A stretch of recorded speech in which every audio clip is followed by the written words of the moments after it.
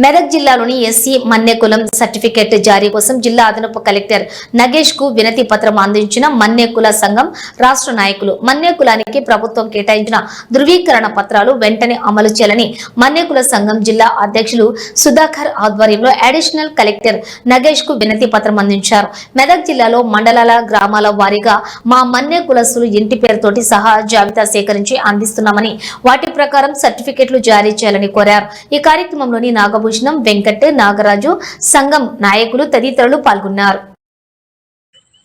ఇంతవరకు సరైన విధానంలో కులం సర్టిఫికేట్లు అనేటువంటి పొందలేము.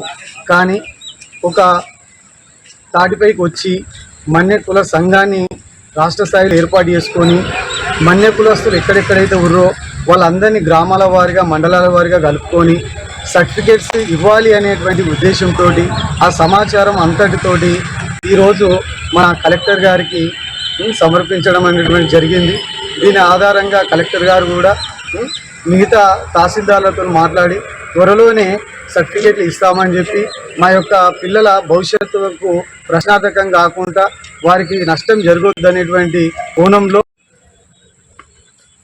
కలెక్టర్ గారికి మా మన్య సంఘం బాధ్యులం అందరం కలిసి మా కుల సీరియల్ నెంబర్ 44 సర్టిఫికేట్ కోసం చదువులకు పిల్లలకు ఇబ్బంది అవుతుందని, దానివల్ల పిల్లలు నష్టపోతున్నారని, సకాలంలో సర్టిఫికేట్స్ జారీ చేయాలని జాయింట్ కలెక్టర్ గారికి, ఆర్డీఓ గారికి సమర్పించడం జరిగింది.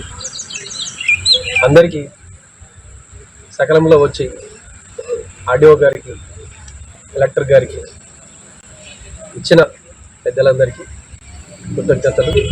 అలాగే ఈ కార్యక్రమాన్ని విజయవంతం చేసిన దానికి ధన్యవాదాలు.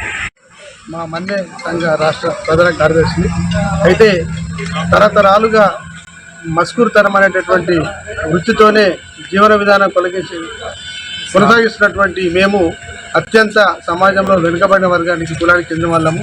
కాబట్టి ఈ వర్గీకరణలో మమ్మల్ని మా మన్య కులాన్ని గ్రూప్ 1లో చేర్చడం అనేది మాకు కొంత ఉపశమనము.